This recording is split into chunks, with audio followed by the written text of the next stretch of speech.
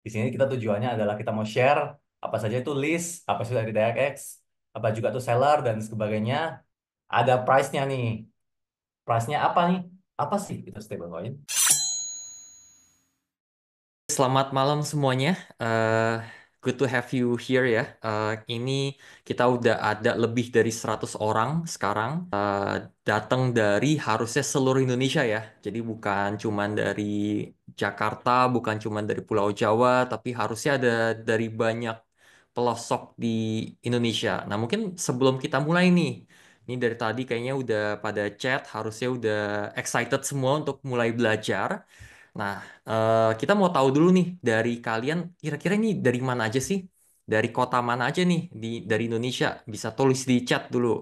Oke, ada yang bilang dari Jakarta. Oke, ada yang Hmm. Semarang, ada yang Surabaya, Bandung, Malang. Wah, buset Swedia ya. Jauh juga lagi work from Swedia berarti. Buat yang lebih jauh tuh kok ada dari Bekasi. Oh, ada yang dari Bekasi. Bekasi, Batam, Medan, Jogja, Denpasar, Jerman, Banjarmasin, Jerman. Wih, Jerman. Buah Batu, Semarang, Balikpapan, Jogja, Purwodadi, Malang, Bogor. Oke, banyak ya. Tangerang, ada yang dari Jerman. Oke. Ada yang dari tengah hutan Kalimantan itu. Tengah hutan Kalimantan, luar Itu biasa. internetnya pakai Starlink ya. Dari pakai Starlink ya, biasa. Tangerang, Bontang dan sebagainya. Wah, luar biasa.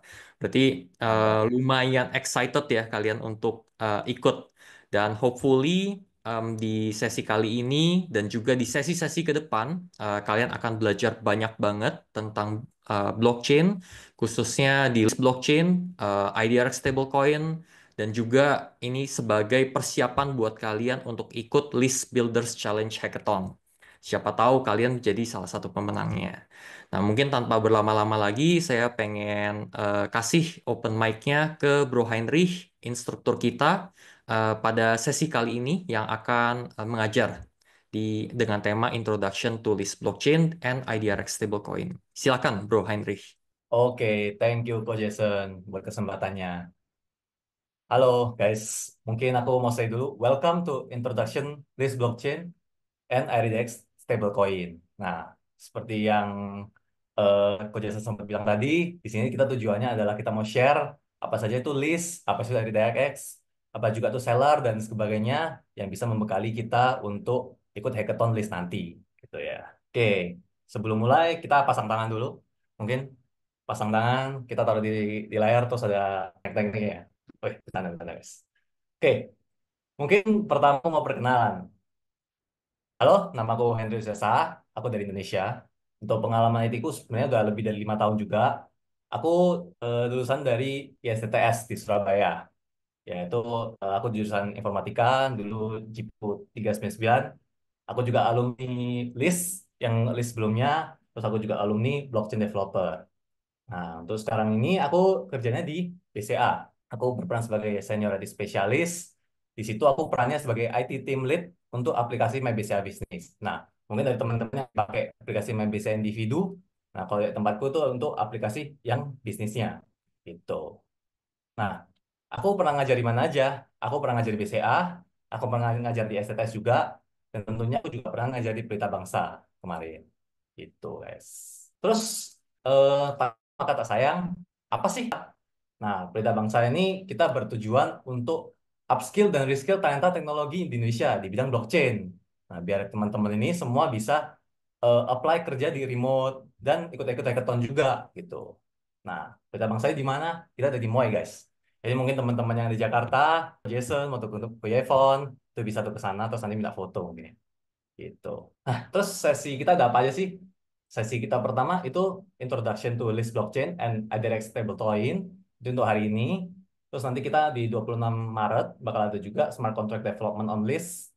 Habis itu nanti 9 Maret, 9 April, sorry, Interacting with Direct Stablecoin. Terus nanti di 16 April ada juga Building Front-End UI untuk Web3 Dev. Habis itu di 17 April, ekstra spesial buat kalian semua di sini, itu ada Introduction to Seller Kit. Nah, terus di 23 April juga ada Integrating Seller Kit with Smart Contract. Habis itu di terakhir 30 April kita brainstorming Web3 Project Ideas. Nah, dari sini biar kita nanti tahu nih, mungkin teman-teman yang sekarang masih belum kepikiran ide-idenya apa. Nah, nanti sini kalian bisa coba nih gali-gali apa aja ide-ide yang mungkin bisa kalian pakai untuk hackathon nanti. Gitu. Nah, untuk hari ini apa sih? Mungkin di hari ini kita agak agendanya ada goal dari bootcamp ini apa sih?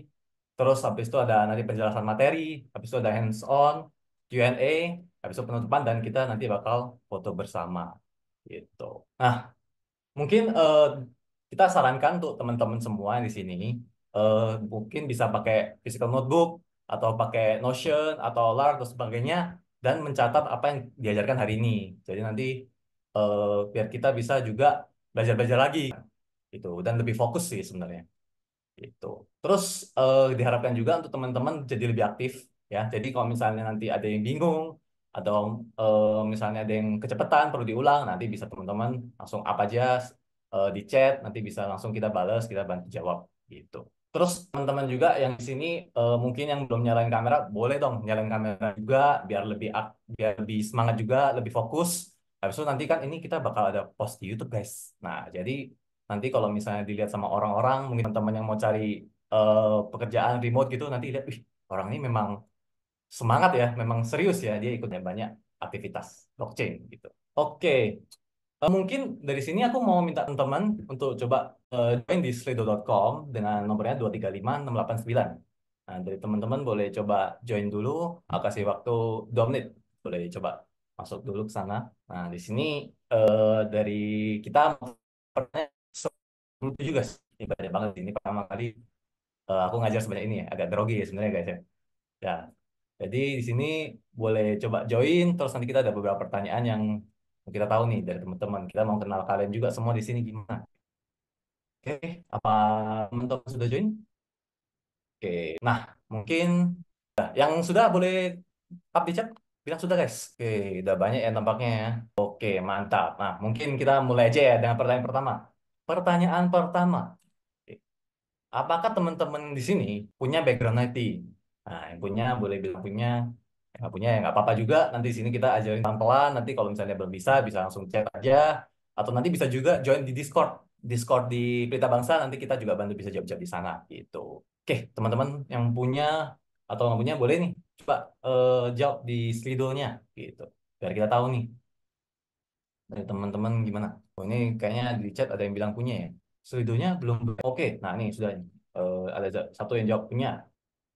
Oke, ini juga di chat ada Zakaria punya, Rizky punya, Rizky Reza punya, Amatiar punya. Oke, oh Musli punya ya 85%. 85% punya background IT. Oke, banyak juga ya. Nah, untuk yang nggak punya, nggak apa-apa, nggak usah berkecil hati. Nanti kita ajari pelan-pelan, kita coba pakai analogi. Jadi yang nggak punya background IT pun bisa mudah memahaminya gitu ya. Oke, nah ini udah lumayan banyak nih yang jawab nih. Mungkin kita lanjut kali ya ke pertanyaan selanjutnya. Next. Nah, dari kita mau tanya juga nih, punya background IT, mahirnya seberapa nih? Gitu. Beginner. Ada yang beginner juga, ada yang intermediate, ada advance, ada expert juga bahkan. Expertnya 3%, 7%. Oke. Ini masih masih dikit ya, masih 71. Oke, oke. Ini mostly berarti di beginner ya guys. Ada juga intermediate 26%, advance 10, expert 4%. Oke, nggak apa-apa. Meskipun teman-teman masih beginner, kita bakal coba jelasin segampang mungkin untuk dipahami. Gitu. Next, nah, aku mau jelasin dulu nih, sebelum kita mulai bootcampnya, aku mau jelasin dulu.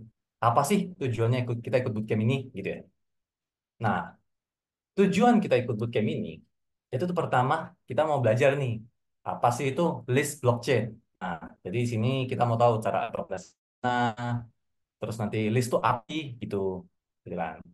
Habis itu kita nanti eh, berharap kita bisa nih teman-teman dapat Web3 application ideas gitu. Nanti di sini kalian bisa apply untuk hackathon atau mungkin kalian bisa buat startup sendiri dan mungkin lebih juga sebenarnya apa sih itu Web3 apps gitu ya. Nah, terus habis itu dengan mengetahui apa itu list, apa itu Web3 apps dan ID-ID-nya, nah, kita harapkan nih teman-teman bisa membangun aplikasi apps ini, aplikasi dApps ini dan dengan list dan makanya kita bilang build on list gitu. Nah, di list udah ngerti app, udah bikin, nah saatnya kalian ikut ke List Builders Challenge Round One. Nah, itu kita ikut hackathonnya. Nah, habis ikut hackathon, baru tuh kalian kalau misalnya menang atau merasa projectnya bagus banget, nanti bisa apply grant, dapat cash gitu. Habis itu jadilah startup gitu. Oke, nah terus selain dari Goal Bootcamp ini, aku mau jelasin juga nih, apa sih hasil akhir dari kalian belajar di bootcamp ini gitu. Nah, tadi kan di awal kan aku sempat jelasin, kita akan membangun smart contract juga, ada front end-nya, ada pakai seller. Nah, itu kalian mau bikin apa? Nah, aku mau introduce ke kalian project megah Pelita Bangsa dan list kita, yaitu Danantiri, guys. Nah, kita ada Danantara dan Danantiri.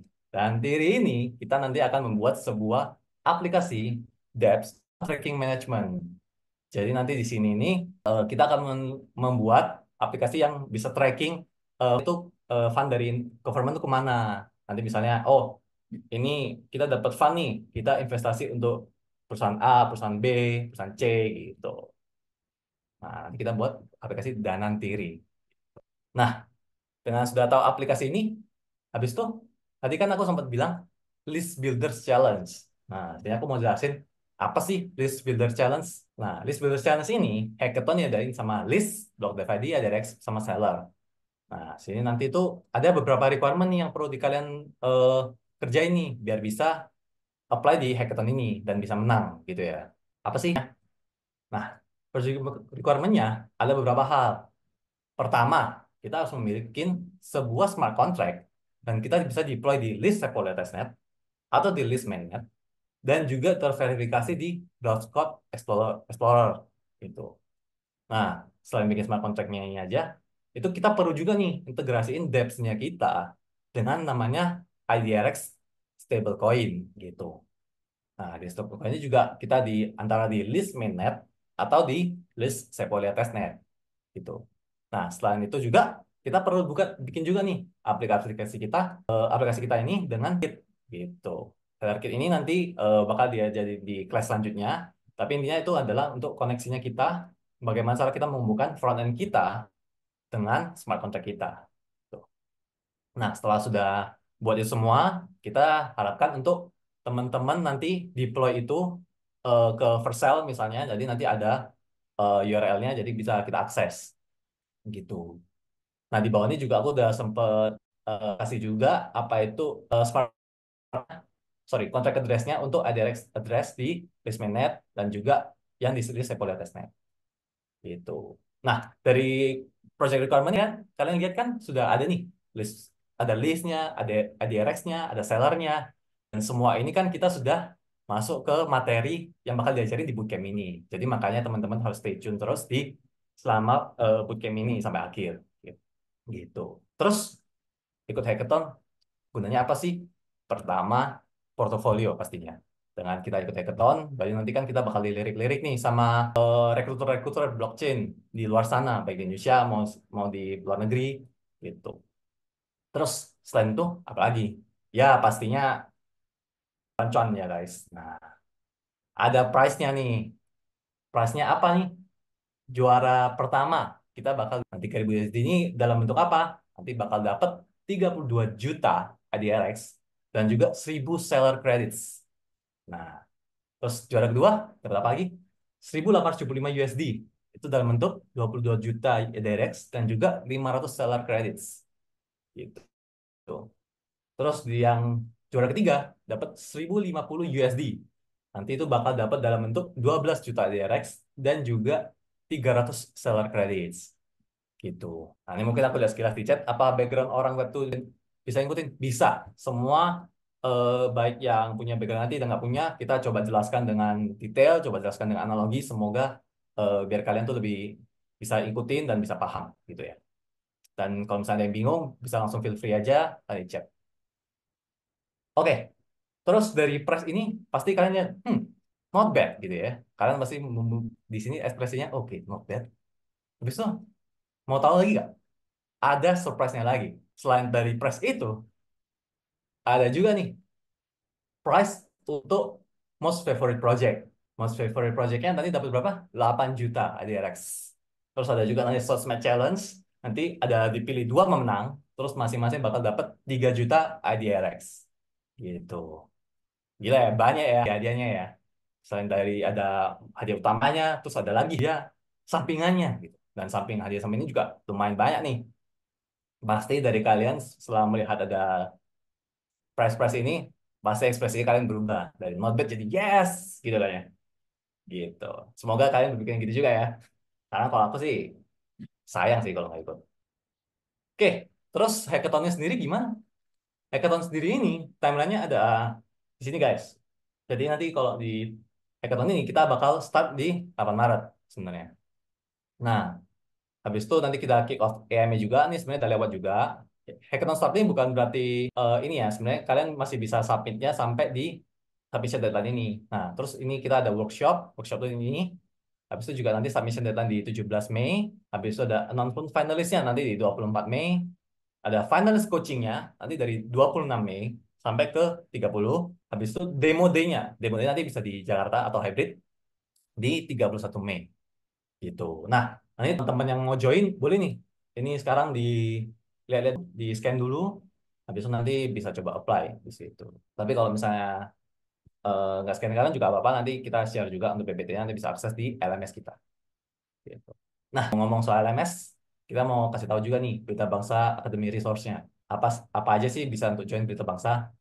Nah, di sini tuh nanti kita ada LMS-nya, nanti bisa join di lms.pelitabangsa.co.id.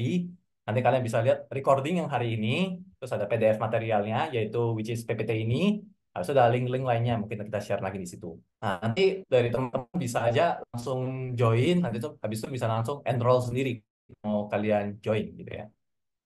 Nah, juga kalian teman-teman bisa join Discord link-nya di sini, discordlink.gg, lalala itu.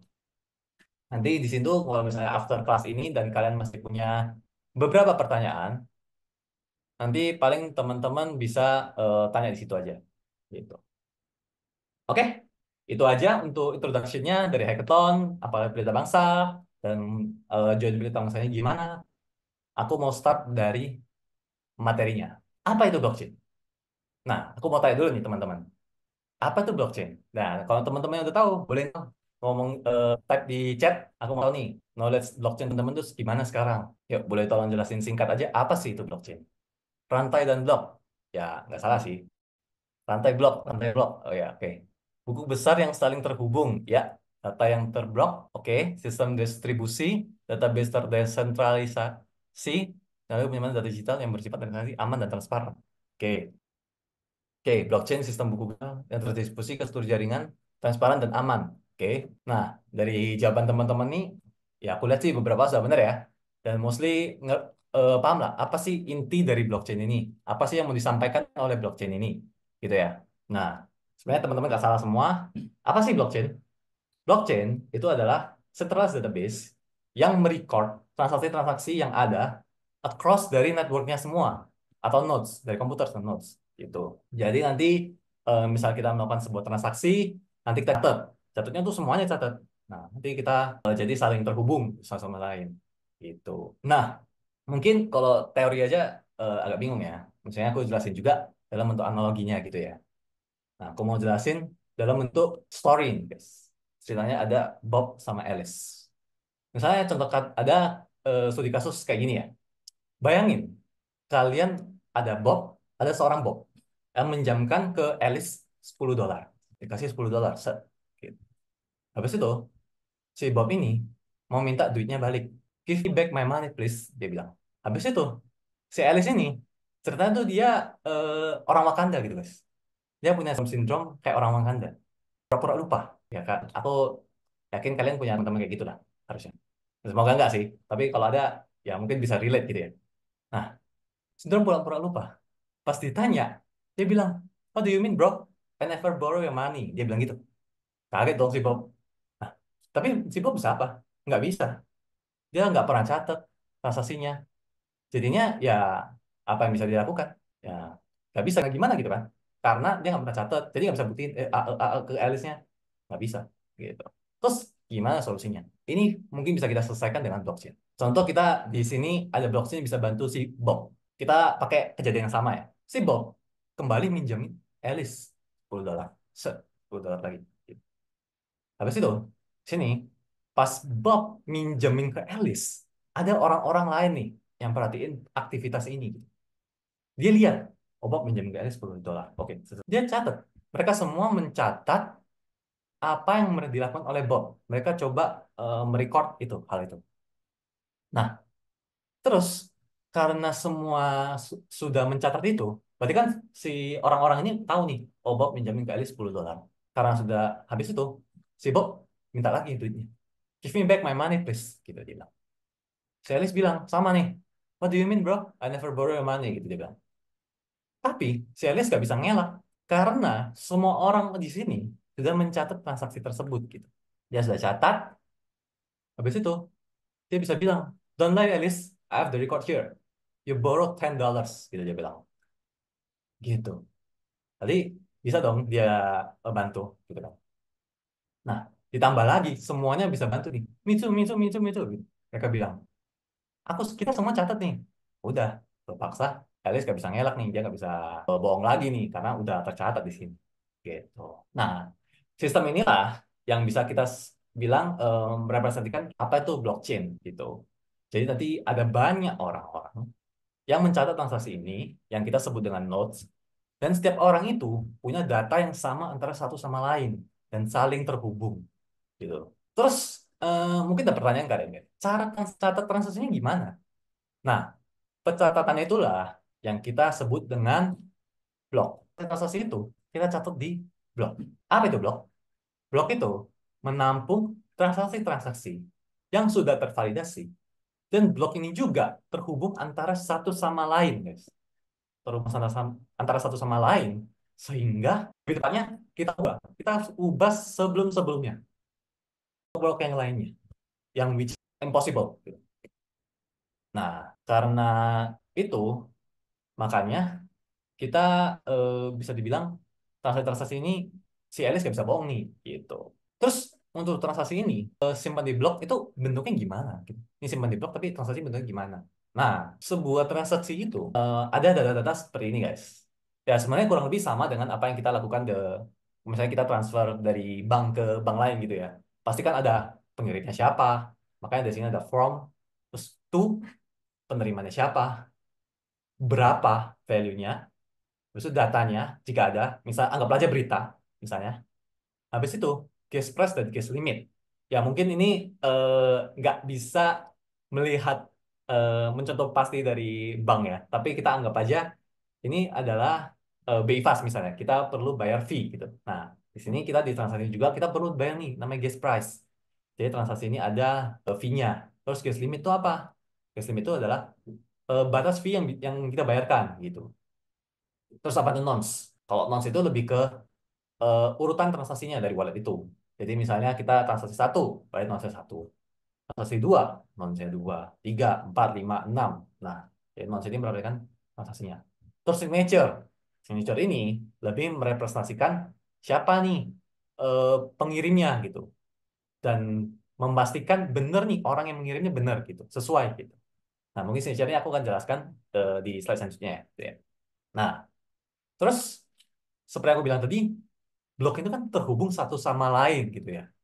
Nah, terus tadi kan ada eh, cara terhubungnya gimana sih? Nah, ini makanya kita lihat ada blok satu, blok 2, blok 3, blok 4. Nah, ini saling terhubung nih guys.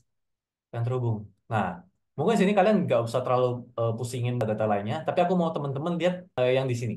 Ada namanya previous hash. Nah, previous hash inilah yang membuat blok dengan blok lain saling terhubung. Karena previous, yang which is artinya sebelumnya, hash kita anggap dia bentar dulu kita anggap aja itu ID-nya pengenal untuk blok sebelumnya. Jadi blok 2 harus mengenal hash dari blok ID dari blok satu. Blok 3 harus mengenal ID dari blok 2 dan seterusnya. Makanya saling terhubung sama lain gitu. Nah, mungkin sampai sini aku mau tanya dulu nih dari teman-teman apakah ada punya pertanyaan atau ada yang masih bingung? Boleh chat aja. Oh, jelas nih guys itu dia. Teman-teman, blockchain seperti link list. Untuk link list kan memang dia berantai. Tapi sebenarnya bisa dibilang cara dia merantaikannya mungkin agak beda ya bisa dibilang ya. Tapi eh, aku ngerti maksudnya. Kalau linguist kan mungkin masih kita bisa ubah-ubah gitu ya. Nah, tapi kalau ini sudah nggak bisa. Oh, oke. Root itu apa? Mungkin maksudnya pertanyaan adalah transaction root, receipt root, state root gitu ya. Nah, kalau data-data ini sebenarnya data-data yang kita pakai transaksi gitu. Nah, ini mungkin kalau misalnya terlalu bingung, mungkin kita bisa lanjut ke kelas selanjutnya ya. Mungkin nanti kita jelasin di situ. Gitu. Saya ini kalau jelasin agak panjang nih, kalau menurut. Atau mungkin nanti bisa drop di Discord aja. Komisi izin tanya, apakah data yang disimpan hanya ada transaksi aja? Eh, data transaksi aja. Iya, sebenarnya eh, transaksinya lebih ke arah bukan dengan semata-mata kita mengirim Bitcoin atau mengirim Ethereum gitu ya. Tapi lebih ke ketika kita ada interaksi dengan smart contract juga tuh bisa. Jadi misalnya kita interaksi ke sebuah debt, kita mengirim data, itu juga hitungan transaksi. Dan itu yang memang disimpan. Gitu. Blok pertama berarti nggak ada previous hash, nggak ada. Blok pertama kita sebutnya blok. Gitu. Semakin banyak data yang harus dicatat dalam jaringan, semakin berat ya jadinya. Ya, benar. Semakin banyak data yang catat, berarti hitungannya ya. Nah, sebenarnya ini ada juga nih. Kalau untuk notes itu, jadi kan sebenarnya notes itu adalah yang mencatat transaksi-transaksinya ini. Nah, notes-notes ini sendiri sebenarnya ada kategorinya lagi, guys. Ada yang full note, ada yang light note, dan segala macamnya. Nah, kalau misalnya kita menampung lebih banyak, otomatis hardware yang kita perlu siapkan untuk node ini, siap untuk node ini, berarti harus lebih gede. Jadi misalnya nih, kamu mau berperan sebagai node, full node gitu, yang menampung semua data yang ada. Berarti kamu juga harus gedein kapasitas kalian, gitu. Oke, di Mbak Sonang Dana sudah pakai blockchain. Jujur kurang tahu ya, apakah Dana sudah pakai blockchain. Tapi yang pasti kalau mereka belum punya, kita bisa kasih dana diri. Gitu. Apakah setiap blok pasti terdiri dari header dan body saja? Ya, sebenarnya header dan body aja. Nah, tapi simpan di setiap server. Ya, nanti jadi setiap nodes itu mencatat semua transaksi yang ada, semua data-data yang ada. Kok untuk ngambil blok sebelumnya, apakah mengambil headernya atau bodinya ya? Mengambil hash-nya. Yang diambil cuma previous hash-nya aja. Sama difficulty sebenarnya. Jadi kayak kita nanti bakal ambil previous hash, terus ini kita lihat difficulty-nya tentukan apa. Dengar-dengar di luar sana katanya setiap blok dari blockchain itu susah dihack mau sejago apapun hackernya karena sistem blockchain yang mengharuskan melindungi blok satu ke lain, benar gak sih gitu? Benar, technically benar. Karena untuk membuka blok ini kan kita mau hack untuk blok misalnya kita mau hack untuk blok 4. Sorry, gimana ya? Misalnya kita mau hack untuk blok 3 misal. Kita misalnya hack untuk blok 3. Kita privasi ini itu kan dalam bentuk komutasi gitu, guys. Jadi nanti ada bentuk komutasi, jadi ada misalnya panjangnya gitu. Nah, validasi-validasi ini itu kita membutuhkan komputasi yang gede gitu. Nah, mungkin ini simpelnya kita butuh komputasi gede, terus habis itu iterasinya banget, lama banget. Dan kamu misalnya mau hack satu harus hack sebelumnya. Ya misalnya ya anggaplah satu blok misalnya berapa puluh tahun gitu. Ya kayak hampir bisa dibilang nggak ada, kita nggak bisa tahu gitu beratus-ratus tahun gitu. Jadi itu bisa dibilang technically impossible sih. Gitu. Itu apa? Nons itu kayak aku bilang tadi sebenarnya lebih ke apa namanya? Penandanya kayak itu sekarang lagi transaksi ke berapa gitu. Nah, tapi kalau nonsen yang di header ini beda nih. Nonsen yang di header ini untuk mining gitu. Kalau mungkin tanya di header beda untuk mining. Setahu saya sih begitu. Nah, ini bahasa transaksi ada di slide selanjutnya.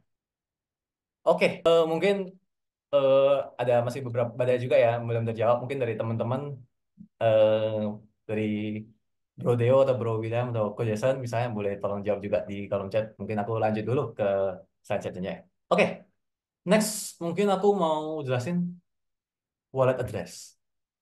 Dari mana sih kita dapat wallet address? Aku yakin teman-teman di sini mostly punya wallet address, gitu ya. Nah, tapi kalian tahu nggak sih wallet address dari mana?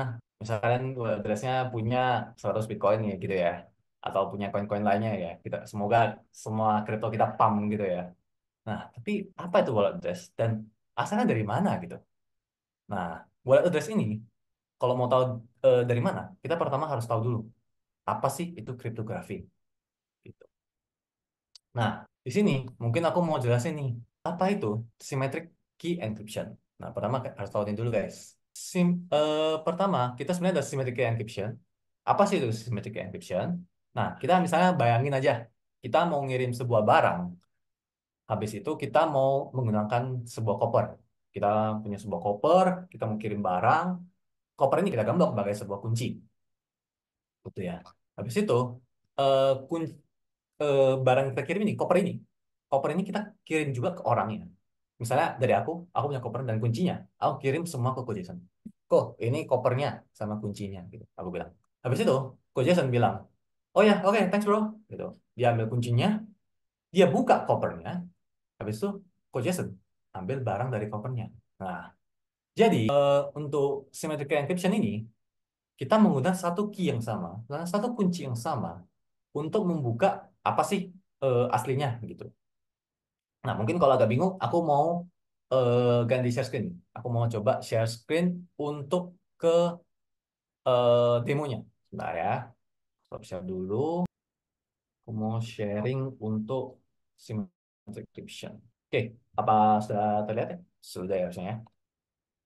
Oke, nah symmetric encryption tadi, seperti aku bilang, ada sebuah key yang kita sebut sini secret key, gitu ya.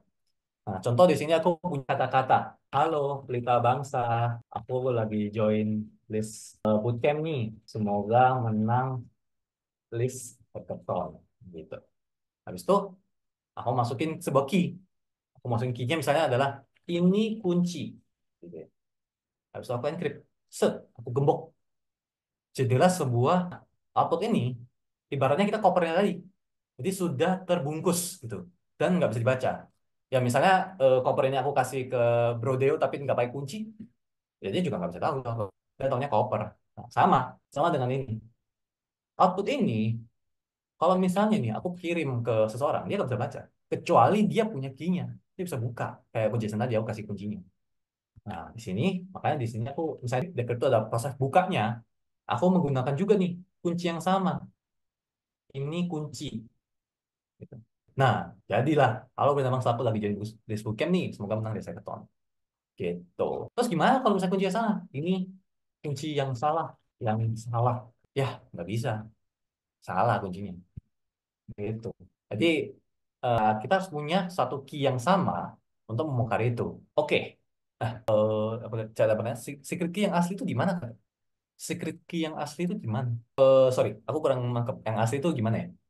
Tapi sebenarnya secret key ini kita bisa tentuin sendiri. Jadi nanti kita buat sebuah key, lalu untuk key itu yang memang kita pasing-pasing ke orang yang mau kita kasih datanya dan mau dia boleh buka gitu. Oh, ujian di wallet. Nah, mungkin nanti aku jelasin di next ya. Ini memang ada juga. Nah, terus lanjut selain dari secret key symmetric tadi, bentar.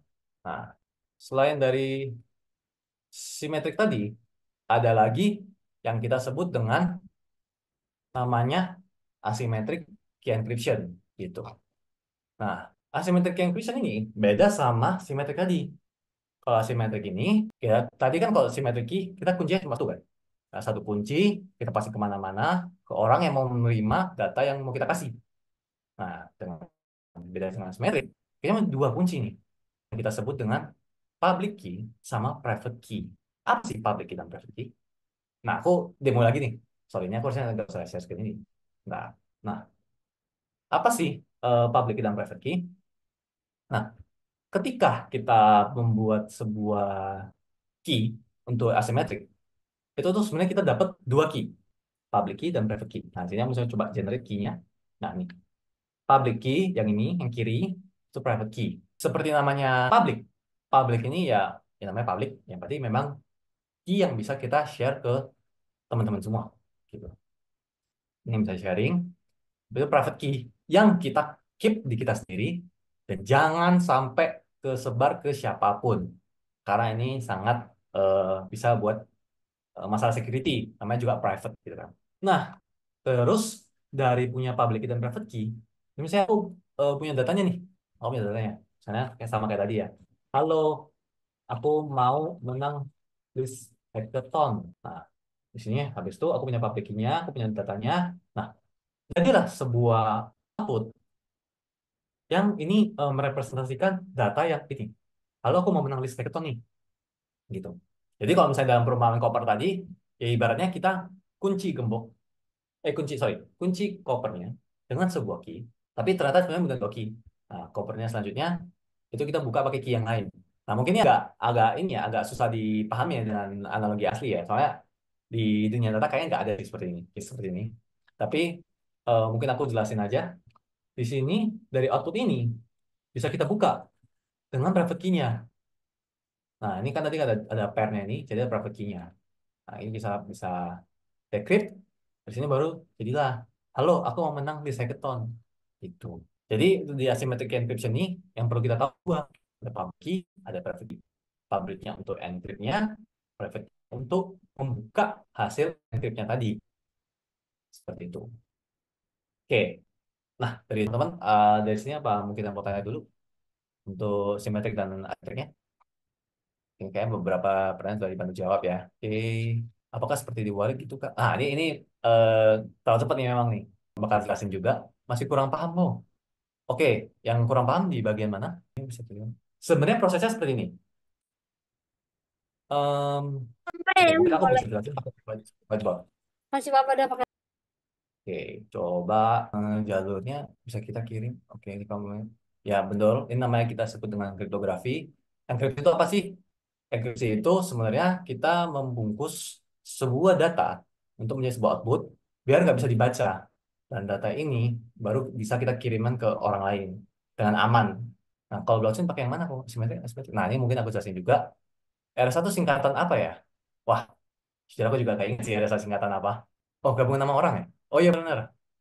Ya, oke, terus apakah public key bisa diibaratkan alamat email dan private dianggap password untuk akses email kepemilikan akun tersebut? Bisa dibilang gitu juga, tapi yang pasti sih lebih ke private key ini memang punya dia sendiri aja dan nggak boleh tersebar ke orang lain. Aku pakai hashing kok. Jadi yang benar yang mana? Oke, public key pakai hashing ini konsep beda lagi. Nanti mungkin aku jelaskan di nextnya. Blockchain pakai encryption ya, bukan hashing. Oke, nanti aku jelasin juga. Next, ada pakai dua-duanya sebenarnya. Terus habis itu kok hampir sama ya, yang simetri dan asimetri. Cuma butuh key khusus untuk ya sebenarnya kurang lebih sama, cuma bedanya ada dua kunci aja sekarang. Gitu. Nah, misalnya aku jelasin sini. Ada seorang seorang dia punya sebuah data. Dia mengirim sebuah data ya. Set, gitu. Di sini dia mengirim sebuah data di sini ke orang B gitu ya. Dia A, orang B, dia mengirim set, gitu. Tapi dia nggak mau kirim datanya selama mentah. Kalau misalnya kirim mentah-mentah, kalian bayangin aja, misalnya dikirim mentah, lalalala gitu. Tapi ternyata ada orang jahat di sini. Wah, aku ambil datanya nih, aku baca nih, gitu. Ya baca. Oh, ternyata surat cinta nih buat orang B gitu. Nah, dia nggak mau kayak gitu. Dia mau kirimnya secara secure gitu. Nah, inilah kita bisa pakai asymmetric encryption. Di sini, seorang A ini, dia generate dua key nih, dua key. Public key sama private key gitu ya. Generate dua key. Nah, public key private key ini pertama dia kunci dulu nih. Kunci datanya pakai public key-nya ini. Dia kunci public key. Sorry. Ini orang B juga harus punya public key dan private key. Dia punya juga ya. Nah, gitu. Nah, sebelumnya si maka masing-masing punya nih. Tapi konteksnya ini misalnya kita ceritanya dari A mau kirim ke B. Oke. A mau kirim ke B. Public key ini karena public semua orang tahu. Public key ini, public key si B itu dipunyain juga oleh public oleh orang A ini. Dia punya nih public key-nya, namanya public, gitu kan. Terus habis itu si data ini dia enkripsi juga dengan public ini. Dia enkripsi, dia bungkus, habis itu jadilah sebuah data yang nggak bisa dibaca. Nah, dia bungkus pakai public key-nya, set set set set gitu. Terus inilah yang dikirim ke si B. Public key untuk kunci, private key buka untuk buka, ya. Private key untuk buka. Nah, karena private key ini nggak pernah kesebar kemana-mana dan cuma B aja yang punya, jadi dia bisa buka nih untuk datanya ini. Gini, dia buka dengan private key-nya. Oh, buka, set, baru jadilah nih surat cinta untuk si B. Gitu. Jadi setiap orang itu punya public key dan private key, dan public key ini yang akan diketahui oleh orang lain yang akan melakukan interaksi dengan si user ini. Misalnya kalau dalam kasus ini adalah si orang B. Gitu. Nah, mungkin sini teman-teman ada yang masih bingung, masih boleh tanya aja. Mungkin kalau untuk penggunaan public key private key ada banyak ya sebenarnya ya. Kalau kalian tahu di HTTPS ketika kalian akses sebuah website itu juga ada pakai public key private key. Nanti pas di WhatsApp juga ada, dan masih banyak lagi yang pakai mekanisme ini. Gitu. Oke, ini cukup banyak jawaban dijawab juga. Public atau private key itu ibarat kotak suara. Public key tempat kotak suara di mana lokasi yang boleh diberitakan ke semua orang apabila yang kuncinya. Oh ya, ini boleh juga nih. Ini analogi bagus. Benar, benar, benar. Ini boleh juga. Jadi, tapi walaupun nggak 100% eh, tepat sama, tapi ini cukup merepresentasikan lah apa itu public dan private key. Gitu. Buat apa ada public key kalau ada private key? Nah, ini seperti yang saya jelaskan tadi, kalau misalnya kalau misalnya nggak ada public key, berarti apa yang kita share? Private key-nya kah? Nah, kalau misalnya kita share private key-nya, ini kan bahaya tuh, namanya aja private.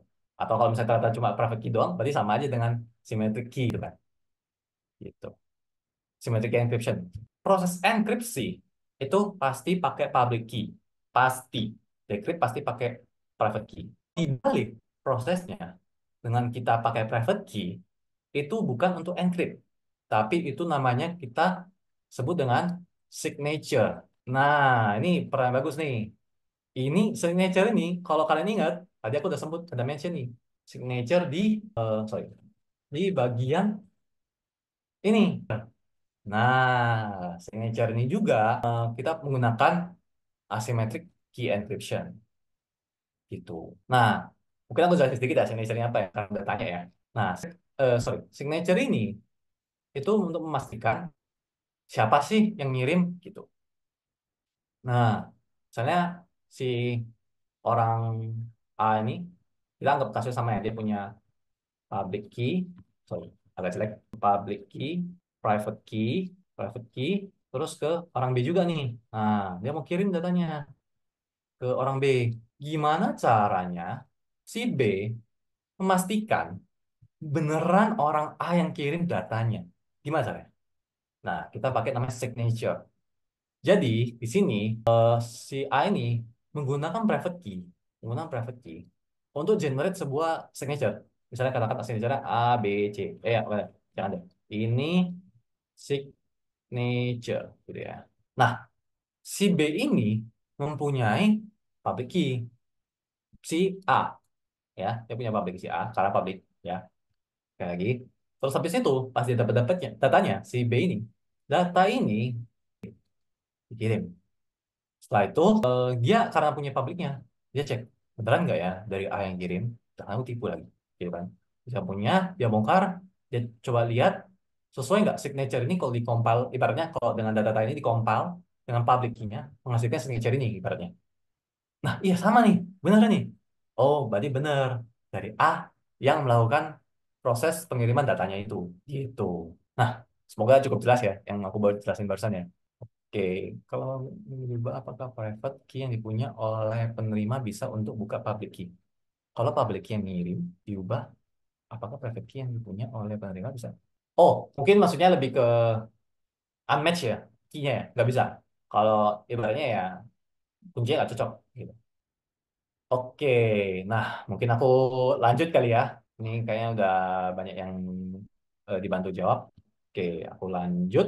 Terus tadi sampai simetrik, asimetrik. Nah, terus habis itu em, apa lagi? Apa lagi yang perlu tahuin? Dari tadi belum kelihatan nih penggunaannya untuk wallet address-nya. Aku mau jelasin satu lagi, yaitu hash. Hash itu apa? Hash itu ketika kita mempunyai sebuah data, kita melakukan kombinasi dan mengenerate sebuah output yang fix dengan panjang yang fix. Jadi misalnya ini contoh hello world, kayaknya nih segini. Ya anggaplah ini misalnya 20 huruf ya. Aku kurang tahu juga panjangnya berapa. Tapi misalnya hello world 20 huruf random. Habis itu nanti si misalnya panjangnya dari pelita bangsa. Sama nih panjangnya sama, tetap 20 gitu. Itu kita sebut dengan hash. Nah, mungkin aku coba contohin aja hashnya gimana. Misalnya contohnya, halo pelita bangsa. Nah, kalian lihat nih panjangnya. Kita kita menjelaskan sebuah hash dengan panjang yang fix. Anggaplah ini panjangnya 30 gitu ya. Panjangnya fix. Nah, habis itu aku ngubah tuh aja. Satu huruf aja. Aku ubah. Set. Beda kan? Kita ubah lagi. Set. Beda lagi. Set. Beda lagi. Jadi berubah sedikit aja mengubah output yang dihasilkan oleh hash ini. Nah, terus kalian lihat. Aku kasih pelita bangsa. Hasilnya panjangnya segini. Aku hapus dua, satu, panjangnya juga sama. Hapus satu lagi, sama lagi. Hapus lagi, sama lagi. Oke, ini untuk hapus. Gimana kalau nambah? Halo pelita bangsa, namaku Wendy. Terima kasih sudah membantu saya untuk memahami blockchain dengan sangat detail. Aku sangat bersyukur. Oh, sorry, sorry, kepanjangan ya. Ya, tapi intinya adalah mau berapa panjang pun inputnya, outputnya pasti sama gitu. Nah, hash-nya ada banyak jenisnya sebenarnya. Ada SHA, ada kecap, ada banyak lah. Ada MD gitu. Nah, itu yang kita sebut dengan hash. Oke. Apakah untuk hash-nya ada? Wah, ini advance nih. Apakah untuk hash ada salting hash agar tidak dapat ditembus rainbow table? Ya, ada juga namanya salt. Tapi itu mungkin nggak kita cover dulu di sini karena sebenarnya nggak terlalu masuk ke materi gitu ya. Itu. Kenapa hash bisa banyak macam? Sebenarnya lebih ke banyak ya kita punya banyak jenis algoritma kan. Jadi ada mungkin ada misalnya kayak SH2 itu kombinasinya sebanyak 100 kali. SH512 sebanyak berapa kali. Nah, itu semakin banyak iterasinya makan semakin lama, hasilnya juga beda. Oke, mungkin ini aku mau jelasin untuk hash gitu. Nah, coba aku. Nah, terus habis itu gimana aplikasi dari untuk wallet address-nya? Nah, dari yang kalian tahu kriptografi tadi, ada private key dan hashing. Disinilah kalian bisa mendapatkan address. Nah, mungkin ini agak kompleks ya. Ini dari Bitcoin address, public key ini mungkin agak bingung. Tapi simpelnya sih sebenarnya cuma public eh, address yang kita punya, yang kalian transaksi Bitcoin, Ethereum, Manta segala macam itu adalah hasil hashing dari dari public key yang kalian punya gitu. Jadi ketika kalian membuat sebuah wallet yang kalian juga punya 12 kata seed phrase itu, kalian kan mendapatkan public key dan private key. Public key-nya akan di hashing dan menjadi address seperti itu. Oke, mungkin sampai sini itu untuk walletnya. Oke, mungkin aku lanjut. Nah, terus untuk wallet kan udah tahu nih. Habis itu gimana sih kalau misalnya nanti ada orang yang mengubah data sebelumnya, transaksi sebelumnya gitu. Nah, aslinya aku mau jelasin lagi nih dengan analogi Bob dan Alice. Ya, Bob minjemin lagi Alice $10. Habis itu, oh teman-temannya semua ini mencatat transaksi itu, mencatat kejadian itu. Habis itu, ternyata satu orang nih, ya, ternyata di temennya Bob. Dia mau bantuin si Bob nih. Aduh, si Bob kurang duit nih. Aku bantuin lah, aku kasih tahu aja kalau misalnya dia dia tuh pinjemnya $15. Dia bilang, let's help our brother bro. Gitu jadi. Terus habis itu, Bob lend Alice $15. Dia bilang, lah, kok jadi $15? Terus teman-temannya bilang, enggak. Itu $10 kok, $10 kok. Nah, di sinilah makanya tuh kita nggak bisa bohong guys di blockchain. Kita nggak bisa ganti nih. Karena masih banyak tuh orang-orang lain nih yang mencatat data itu dan kok beda? Ini nggak sesuai dong dengan apa yang kita catat sekarang. Dan itu kan ada peraturan-peraturan yang harus taati nih guys. Peraturan yang perlu kita sepakatin bersama semua node yang ada di network ini untuk memvalidasi transaksi dan juga memvalidasi blok bahwa itu memang benar. Nah, gimana caranya? Disitulah kita pakai namanya konsensus mechanism. Apa sih konsensus mechanism itu? Konsensus mechanism ini merupakan rules, peraturan-peraturan yang sudah disetujui sama semua nodes, sama semua orang yang ada di network dan untuk memvalidasi dari blockchain-nya gitu. Nah, konsensus ini sebenarnya yang perlu kita belajar sekarang sebenarnya ada dua yang perlu kalian tahu. Yang basicnya banget. Soalnya sebenarnya ada banyak lagi gitu ya. Pertama, kalian harus tahu dulu apa sih itu proof of work.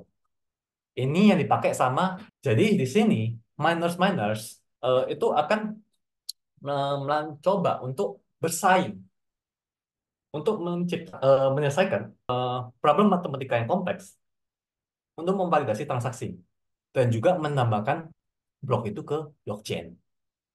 Nah, jadi makanya kalau orang-orang bilang mereka ada tambang itu, ya itu sebenarnya nggak salah karena mereka butuh banget kemampuan resource apa GPU gitu semua yang dibutuhkan untuk cepet-cepetan menyelesaikan problem matematika ini. Karena problem matematika sangat sulit, gitu. Sangat-sangat sulit, sangat-sangat susah, gitu kan. Jadi makanya dan butuh waktu yang lama. Makanya karena butuh yang tuh lama, mereka sediain banyak GPU gitu, tuh cepet-cepetan solve.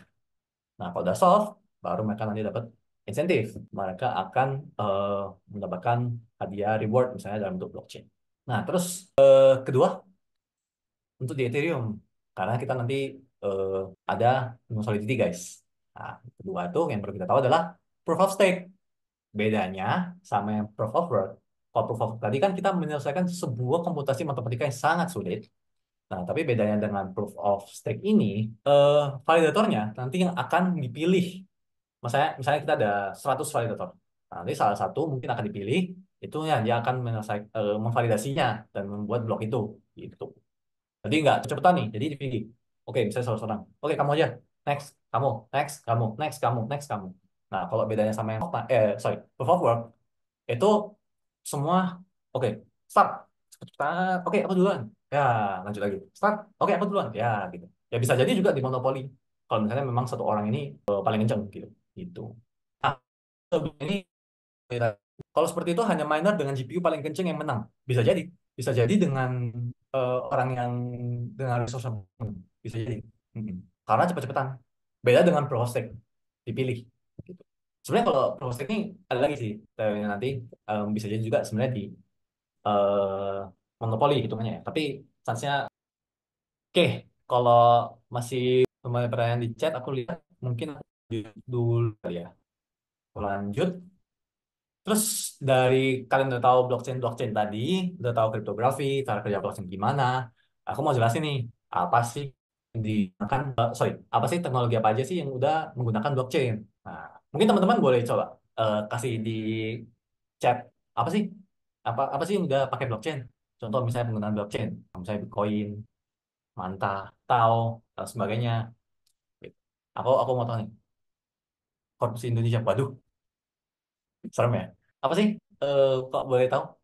Untuk blockchain, apa sih yang udah pakai blockchain? Voting, ya, voting. Dan juga kita pakai blockchain. Terus apa implementasinya? NFT, betul. Mungkin di sini ada yang juga coba jual selfie di NFT, mungkin. Series data, supply chain, DeFi, crowdfunding, ya, ya. Oke, database, ya, blockchain memang untuk menampung data-data. Cuman ini sebenarnya lebih ke implementasi apa aja di real world-nya. Games, ya, games juga ada. Oke, nah ini kayaknya teman beberapa udah tahu juga ya, RWA. Nah, mungkin aku lanjut. Mungkin aku mau jelasin pertama dulu jenis dari cryptocurrency. Sorry, ini mungkin agak ini aja, aku pindah. Nah, mungkin pertama ada penggunaan blockchain tentunya cryptocurrency. Dan aku yakin kemungkinan besar teman-teman di sini pasti mulai dari crypto. Dari kalian ada beli Bitcoin, beli Ethereum, beli Ether. Nah, jadi pertama yang pakai eh, blockchain pasti dari dengan kita menggunakan crypto. Nah, terus sebenarnya dengan cryptocurrency ini kalian perlu tahu juga nih, ada jenisnya, ada koin sama ada juga token. Kalau koin ini kita itu adalah dari blockchain-nya sendiri, jadi dari network itu. Nah, jadi misalnya contoh Bitcoin, Ethereum, Cardano itu kan punya layer lain one sendiri-sendiri dan itu dengan yang memang punya blockchain itu kita sebut dengan koin. Tapi beda dengan token. Token ini dibangun dengan blockchain yang sudah ada. Contoh list. List ini kan juga sebenarnya bagian dari Ethereum. Nah, kita sebut dengan token. Dan masih banyak jenis-jenis yang lain gitu. Nah, PP juga termasuk token. Mungkin ada di PP ya. Nah, terus apa lagi? NFT. NFT ini dulu rame banget guys, terutama yang selfie, yang monyet-monyetan. Nah, NFT ini juga bagian dari implementasi blockchain. Terus DeFi. DeFi itu eh, decentralized finance. Jadi misalnya untuk nanti kalau misalnya di pinjam lending borrowing, pinjam ya pinjam apa ya, pinjam kripto gitu. Terus habis itu DEX, habis itu ada staking, misalnya staking untuk kayak ibaratnya depositonya lah gitu ya. Ada DeFi juga. Terus habis itu apa lagi? Ada DAO. DAO ini biar otomasi gitu. Dari untuk misalnya untuk butuh kesepakatan voting otomasi gitu. Habis itu ada juga RWA. Kalau RWA ini lebih ke real world asset. Real world asset itu misalnya barang-barang yang memang ada di dunia nyata, contoh seperti stocks, komoditi seperti emas, oli, properti, itu kita representasikan dengan token. Kita bentuk dengan misalnya misalnya satu rumah satu token, misal gitu. Itu kita sebut dengan RWA. Pokoknya dengan jika token itu merepresentasikan sesuatu yang ada di dunia nyata, itu RWA gitu. Nah, mungkin aku mau tanya nih dari teman-teman, apakah USDT atau stablecoin USD itu termasuk RWA? Nah, mungkin teman-teman boleh jawab juga di chat. Mungkin yang tahu, iya Kak, termasuk.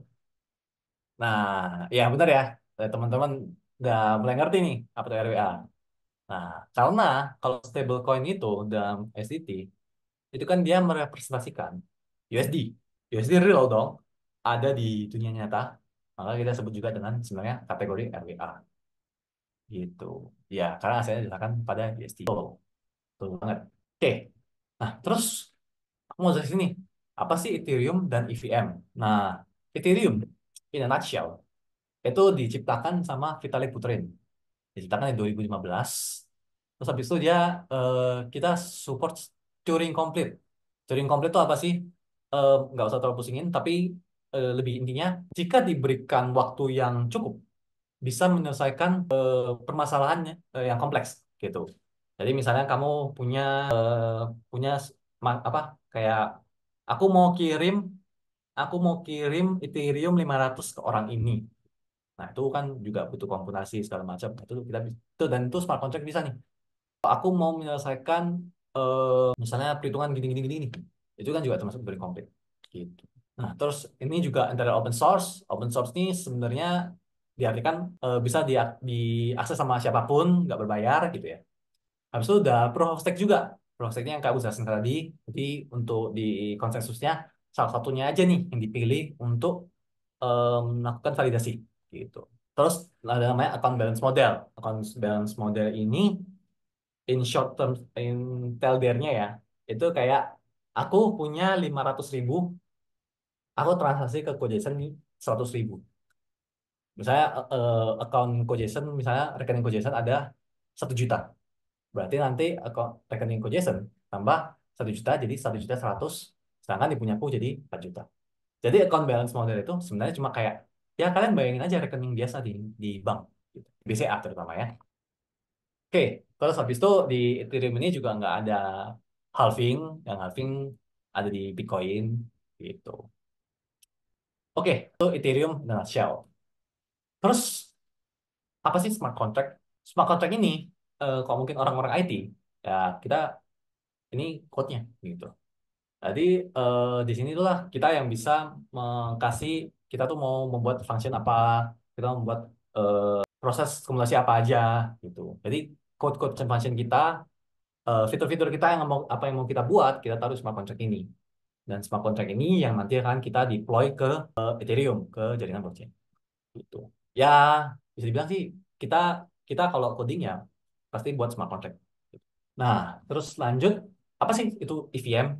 EVM itu bagian dari Ethereum blockchain untuk yang ini bagian yang bisa menjalankan smart contract kalian. Tadi kan kalian udah bikin smart contract nih, udah bikin sebuah program nih, akan mau dijalankan. Jalankan di mana? Di EVM seperti itu.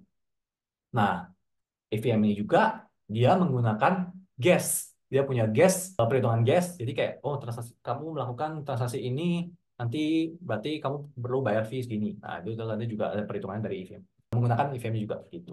Jadi ada perlu bayar fee-nya gitu ya, kalau menjalankan sesuatu ya. Tuh. Nah, sebelum aku masuk ke list blockchain, dari teman-teman ada yang mau tanya dulu nggak buat EVM dan Ethereum? Solidity, mantap. Solidity. Di gas fee-nya kadang bisa sangat mahal. Ya, bener sih. Kenapa nggak lirik on-chain? Murah ya. Bisa juga sih. Sebenarnya tergantung kita mau buat apa. Jadi kita bisa sesuaikan dengan blockchain yang mau kita gunakan. Misalnya kalau ternyata kamu mau bikin mini dApps di Telegram, boleh juga pakai Tong gitu. Oke, ini udah menjawab kayak dokternya. It, EVM apa kakak? Kayak dokternya it. Mungkin kalau bahasa teknisnya, anggap aja kayak CVM gitu. Misal di Solana itu berarti ada virtual machine-nya. Setahu sih iya, tapi kita sebutnya SVM. Setahu ya. Kalau sudah memakai EVM tidak perlu database kah atau bagaimana? Oh, beda. EVM ini untuk menjalankan smart contract kalian. Kalau database-nya itu lebih untuk transaksi yang simpan ya. Itu simpannya di node-nya gitu. Jadi bukan EVM yang menampung, tapi nodes-nya sendiri yang ada nanti kita simpan datanya. Ethereum katanya performanya lagi buruk ya di crypto. Ya sebenarnya iya sih, kalau secara price-nya ya memang benar. Cuman tapi sebenarnya untuk Ethereum ini banyak banget dan majority di blockchain kan masih pakai EVM. Oke, mungkin ya aku lanjut. Apa sih list blockchain? Ya, kalian kalau mau ikut hackathon harus tahu dulu nih. Apa tuh list blockchain? List blockchain ini dibangun sama Max Kordek dan Oliver Bedos. Sorry, aku nggak tahu sih sebutan gimana. Tapi itu di 2016. Nah, ini dan list blockchain ini juga bagian dari Ethereum ecosystem. Nah, list blockchain ini soalnya layer 2 dari Ethereum. List blockchain ini juga sudah menganut optimism superchain. Ya, ini dua layer 2 dan optimism aku jelaskan nanti. Habis itu dia juga near zero fees. Nah, jadi kalau untuk di list ini, misalnya ya, ini nggak tahu pastinya juga. Cuma misalnya kalau di list 0,1 bisa jadi untuk gas fee-nya bisa jadi di list sorry di Ethereum 0,1 bisa jadi di list itu 0,00001 gitu. Jadi lebih murah. Yang pasti lebih murah. Nah, mungkin aku mau jelasin sih apa sih itu eh, layer 2 itu sebenarnya diciptakan karena untuk menyelesaikan blockchain trilemma. Blockchain trilemma kalau misalnya kalian mau cari teman-teman mau cari tahu bisa cari di Google. Tapi intinya kita dari Vitalik ini dia itu mau sebenarnya gimana sih caranya kita itu membangun biar Ethereum ini bisa lebih murah lagi, bisa lebih cepat lagi, gitu. Terus habis itu secure, tetap secure. Gimana caranya?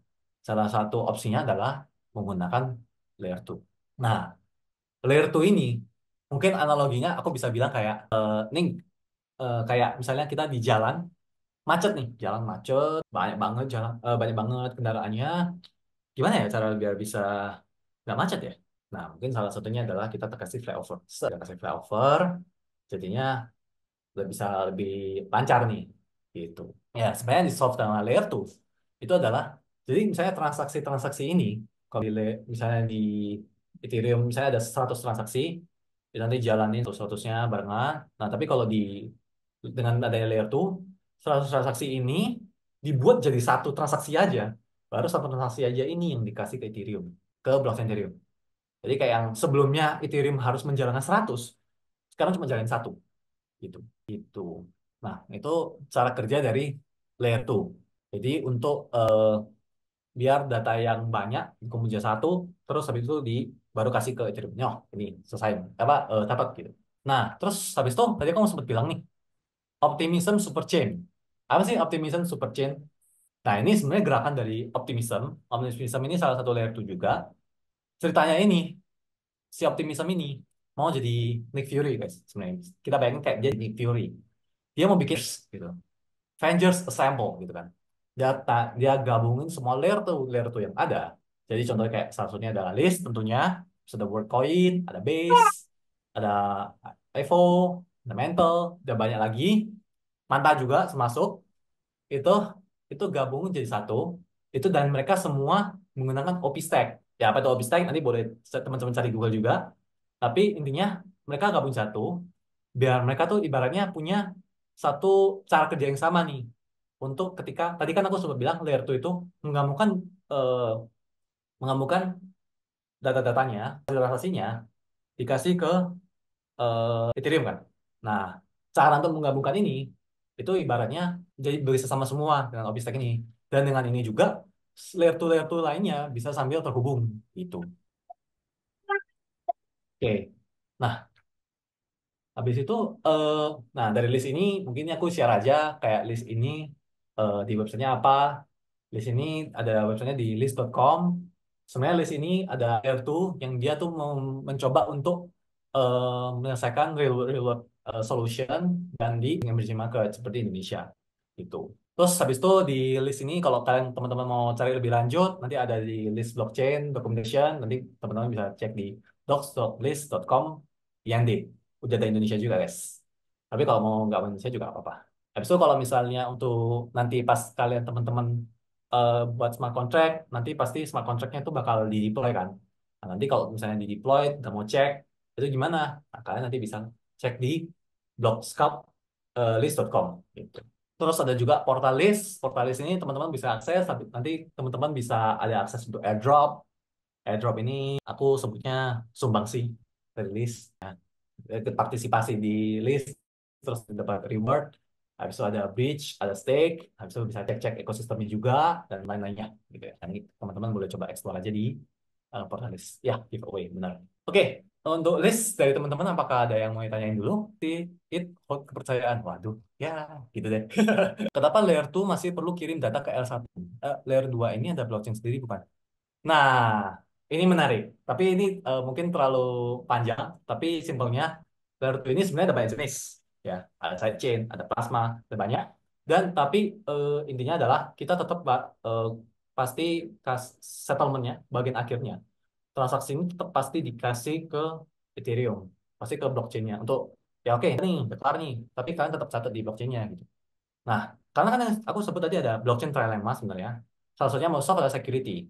Ya, misalnya ada security, kita mau ekspansi Ethereum, dan tapi kita tetap mau keep security-nya. Security Ethereum. Berarti ya ujungnya kita tetap harus kasih ke Ethereum. Seperti itu. Oke, IDX stablecoin. Mungkin aku lanjut aja. Pertama aku mau tanya dulu nih, guys. Apa sih itu stablecoin? Ini kalau sini aku ada kasih contoh ada IDX. Yang X ini, ada yang T itu Tether, USDT, ada juga USDC. Nah, habis itu stablecoin itu apa sih? Stablecoin itu salah satu jenis cryptocurrency yang berbanding dengan stable aset yang ada.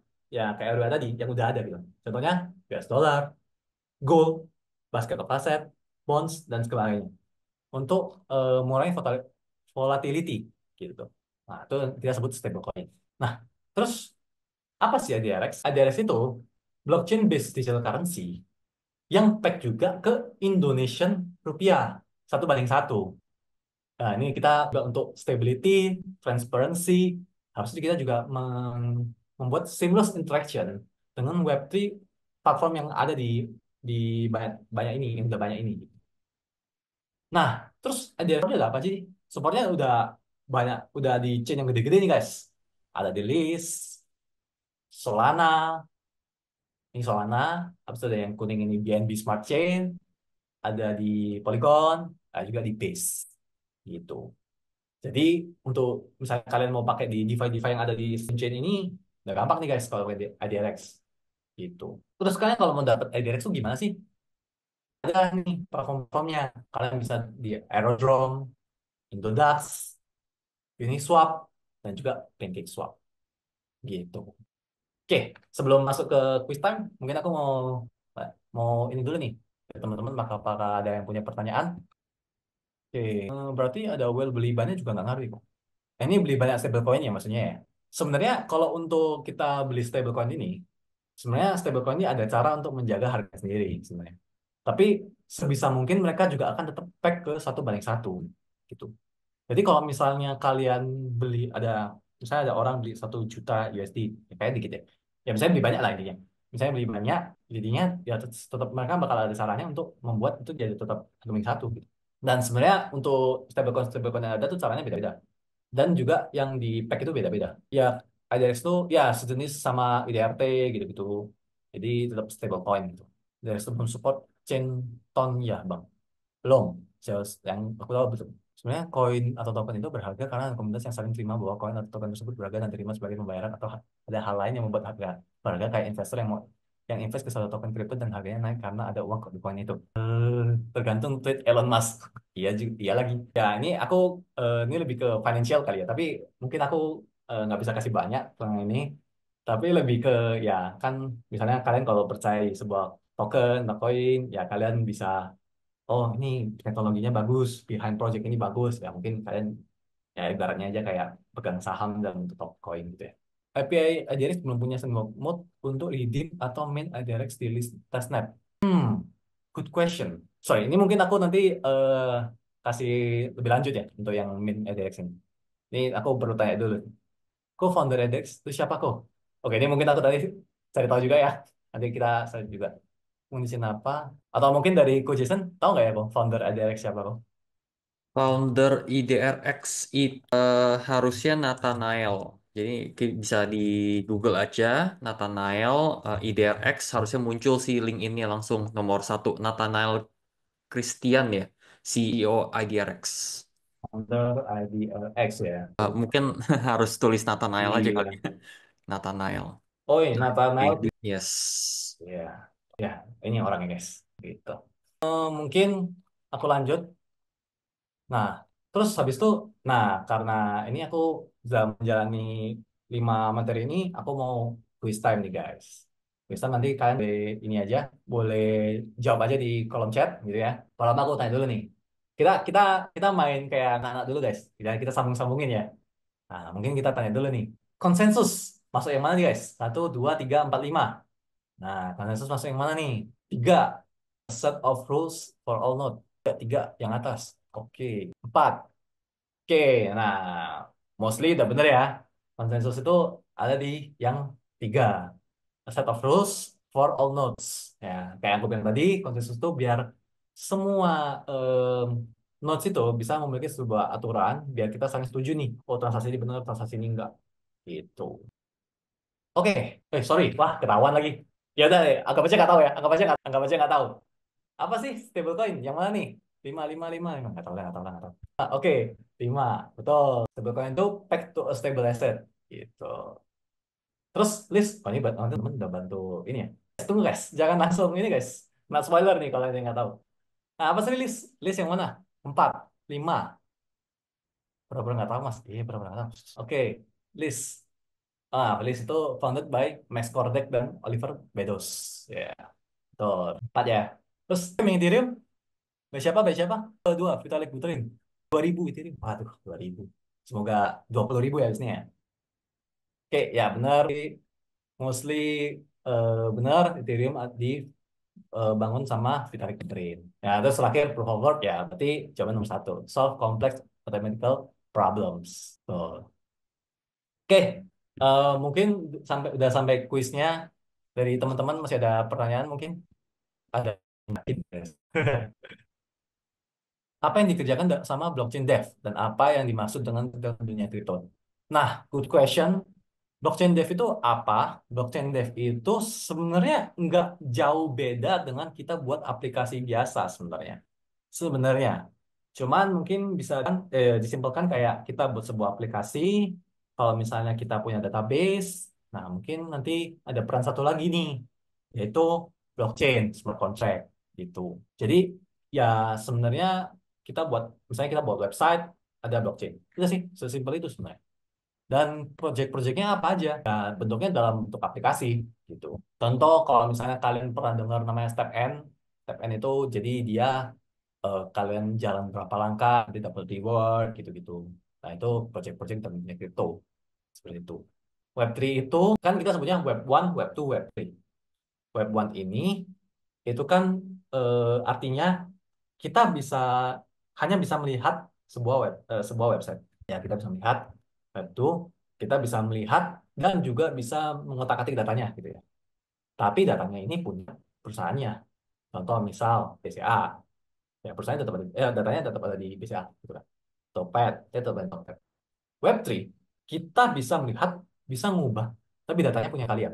Jadi itu yang ditekankan di Web 3 ini lebih ke masalah trust. Karena kalian nggak perlu nih. Kalau kayak sebelumnya Web 2, kalian nggak perlu trust ke Topet gitu. Kalian nggak perlu trust ke yang lain. Karena yang Web 3 ini, kalian trustnya ke diri kalian sendiri. Lebih ke tepatnya, kalian yang punya datanya sendiri. Gitu. Oke, ini bulan Jawa sama kontrak dev ya sama sebenarnya kalau di dunia kerja itu bilangnya apa aja ada posnya apa aja. Oh, macam-macam, ada banyak banget. Ini dari Bro William udah membantu jawab. Oh, untuk indirect sendiri sudah banyak kan atau masih beberapa kok untuk transaksi sehari-hari. Kalau untuk demografinya jujur aku kurang tahu ya. Nanti mungkin boleh coba cari di website indirect mungkin coba boleh timbulkan di situ. Jadi apakah smart contract dibangun atas blockchain? Ya, sebenarnya bisa dibilang begitu. Kak, mau kerja remote di Web3, tapi masih cetek banget gimana? Join banyak bootcamp. Gitu, guys. Tadi kita join banyak bootcamp, banyak belajar. Ya mungkin salah satunya adalah list X Pelita Bangsa ini dan IDX dan Selar ini. Habis ini kalian boleh join juga nanti di Pelita Bangsa kan ada program sendiri. Kalian boleh join juga di situ. Ada banyak jenis, ada banyak, banyak cara untuk belajar. Bisa kasih minta contoh nggak produk yang Ko Henry kerjain dan itu proyek produk tentang apa? Data Diri, benar. Data Diri adalah proyek yang kita kerjain. Jadi kita udah coba buat-buat data diri juga. Nanti kita ajarkan ke kalian gimana sih cara buat data diri ini. Gitu. Kalau kita ini bakal ada bimbingannya nggak ya? Kayak code yang rapi, security-nya yang harus gimana, dan kalau misalnya staff mampus, kira-kira download-nya nggak ya? Kalau misalnya code rapi segala macam, kalian boleh misalnya masih bingung, butuh tahu security gimana, boleh langsung tanya-tanya aja di chat juga sebenarnya. Nanti kita bisa bantu jawab juga. Nah, tapi kalau memang mau yang lebih detail banget, bisa juga nanti kalian join ke bootcamp kita bangsa. Oke, kayaknya beberapa udah banyak jawab ya. Apa yang perlu difokuskan buat web 2 dev? Wih, coba banget. Ngomong mulai karir di web 3 dev. Ya, mungkin dengan ikut bootcamp ini ya, kalian belajar cara apa itu blockchain, cara buat smart contract gimana. Oke, mungkin aku mau lanjut lebih ke untuk hands on. Hands on ini sebenarnya ngapain sih? Sebenarnya di sini aku mau minta tolong kalian ke teman-teman semua, boleh yang belum punya MetaMask itu boleh install MetaMask. Habis itu nanti di MetaMask ayo download atau sebagai instruction di Chrome-nya atau sebagai Android segala macam bebas. Nah, biar nanti teman-teman di sini nanti bisa punya wallet gitu ya. Di sini teman-teman bisa punya wallet dari install MetaMask. Habis itu kalian bisa bikin walletnya gitu. Nah, sini kalau udah punya wallet, baru nanti teman-teman nanti bisa pakai di sesi selanjutnya. Jadi diharapkan sebelum sesi minggu depan mulai, itu teman-teman udah punya wallet dulu. Karena kita bakal butuh terus di US. Oke, habis itu sesi Q&A. Mungkin yang sesi Q&A boleh, wih, udah banyak ya. Nah, ini sesi Q&A. Oke, mungkin aku coba jawab. Kenapa saya mengimport code atau code wallet kita biasanya menggunakan private key atau seed phrase? Bagaimana cara kerjanya mereka berdua? Dan mungkin apa itu seller credit? Oke, private key dan seed phrase dulu ya. Seed phrase itu adalah 12 kata random yang kalian dapat yang digunakan untuk melakukan komputasi untuk mengenerate public dan private key sebanyak yang kalian mau, terserah. Nah, disitulah baru kalian bisa dari public private key itu juga kalian punya wallet-walletnya gitu. Jadi itu untuk mengenerate public private key gitu ya. Apa hot wallet code wallet ini? Sorry, aku agak lupa ya. Agak mungkin ketukar ya. Kalau nggak salah ya, kalau nggak salah yang hot wallet itu yang misalnya kalian cek kalian di Binance atau crypto itu hot wallet. Tapi yang cold wallet tuh yang misalnya ada bentuknya nih, Trezor gitu. Nah, itu kan itu Nah, satu kayak alat gitu untuk menyimpan crypto gitu. Oh ya, sorry, Ko Jason mungkin mau. saya meluruskan sedikit. Kalau jadi ada dua, hot wallet dan cold wallet. Kalau cold wallet itu biasanya bisa dibilang hardware wallet, di mana kita pegang apa ya wallet secara fisik lah. Nah, hot wallet itu mengacu pada wallet-wallet dalam bentuk software. Salah satunya MetaMask, ada Coinbase Wallet, ada masih banyak lainnya gitu. Jadi kalau yang di checks itu sebenarnya berbeda. Jadi kalau kita ada misalnya cryptocurrency di dalam checks atau centralized exchange, mau Binance, mau Indodax dan lain sebagainya, sebenarnya itu saldo kita di store di centralized database-nya masing-masing checks. Jadi bukan benar-benar kita mempunyai apa ya suatu sejumlah kripto di sana, tapi kita cuma sebagai saldo di centralized database yang mereka sama seperti kalau kita punya uang di rekening bank gitu. Oke, thank you koreksinya Ko Jason. Oke, sorry, mungkin Ko Jason boleh melanjutkan seller credit ya? Yes, jadi apa itu seller credit? Jadi sebenarnya seller itu bisnis modelnya mirip dengan jadi Third Web itu sebenarnya salah satu front end library untuk mengkoneksikan smart contract dan front end. Dan mereka tuh ada plan-plannya ya. Jadi ada free plan yang sampai kalau nggak salah 1000 MAU monthly active user, dan di mana setelah 1000 monthly active user ya kita ada pembayaran gitu untuk menggunakan mereka punya SDK atau mereka punya kit. Nah, sama seperti Third Web, seller juga bisnis modelnya seperti itu, cuma perbedaannya seller adalah perusahaan dari Indonesia yang masih startup, masih growing dan juga mereka bergabung di ekosistem list, makanya kita gandeng mereka untuk memajukan mereka punya apa ya eh, bisnis SDK, startup dan sebagainya gitu. Dan seller kit itu menjadi salah satu requirement untuk kalian participate di List Builders Challenge ini. Jadi kalau sampai kalian menang, em, kalian submit project di List Builders Challenge dan kalian menang, kalian akan mendapatkan seller credit yang akan dipakai untuk membayar apa namanya plan-plannya mereka pada saat kalian punya dApps atau kalian punya Web3 startup, projectnya growing sampai ada monthly active user tertentu gitu. Oke, thank you buat jawabannya dari Coach Jason. Oke, semoga menjawab ya buat Bro Muhammad Hafiz. Oke, lanjut. Jika menggunakan Elis untuk pemain di Indo, apa tantangan yang perlu diperhatikan? Kemungkinan besar regulator ya. Terutama ya, lebih ke apakah udah boleh menggunakan kripto sebagai pembayaran gitu ya. Oke, yang materi, oke. Ini thank you, mungkin tidak ambil dari LMS ya. Oke, apakah ada testnet dan faucet untuk dev? Nah, ini teman-teman boleh nantiin aja. Nanti teman-teman boleh tunggu kabar dari kita untuk faucet ini. Karena yang kripto dijadikan hash, untuk addressnya apakah di addressnya ada salting pada hash? Salt pada hashnya ya. Kalau address ini dari pas hash dari publiknya ada pakai salt apa ya? Salt nggak ada ya? Halo, Jason? Oh, sorry. Baru sadar ditanya. Nggak ada, nggak ada, nggak ada salt di untuk di apa namanya addressnya ya. Sorry, ini Ya. tanya ini gimana? Karena encrypted dijadikan hash untuk addressnya. Apakah di addressnya ada salt pada hash sebagai addressnya? Ini pertanyaan sedikit menjelit ya. Cuma biasanya yang saya ngerti itu udah kita generate private key menjadi public key menjadi apa namanya public address gitu. Nah, memang pada saat proses konversi ini ada menggunakan salt juga, sorry hash. Tapi kalau pakai salt, saya tidak ada sih, setahu saya. Mungkin bisa correct me if I'm wrong gitu. Oke, thank you, Coach Jason. Oke, semoga menjawab. Index ini use case-nya sebagai aset atau bisa buat pembayaran. Sejauh ini masih lebih ke untuk DeFi ya, masih untuk DeFi. Jadi kalau untuk pembayaran yang dimaksud ini adalah DeFi, ya memang. Tapi kalau misalnya untuk pembayaran sebagai misalnya kalian beli sesuatu di merchant, belum bisa. Halo, halo juga. Halo, halo, halo halo juga. Punya sedikit, sedikit apa ya? Ada yang punya. Oh, ini jawaban yang tadi ya. Oke, ini kayaknya banyak banget nih. Di Apa scroll. kesalahan? Oh, ini kayaknya sudah dijawab di chat tadi kalau nggak salah ya. Oke, apa kendala terbesar pemerintah atau swasta belum banyak yang mengadopsi blockchain? Apakah karena biaya yang masih besar atau masih belum banyak, hanya belum percaya atau paham? Hmm, pertanyaan menarik. Mungkin pertama, mungkin masalah regulator ya, kalau Indonesia mungkin ya.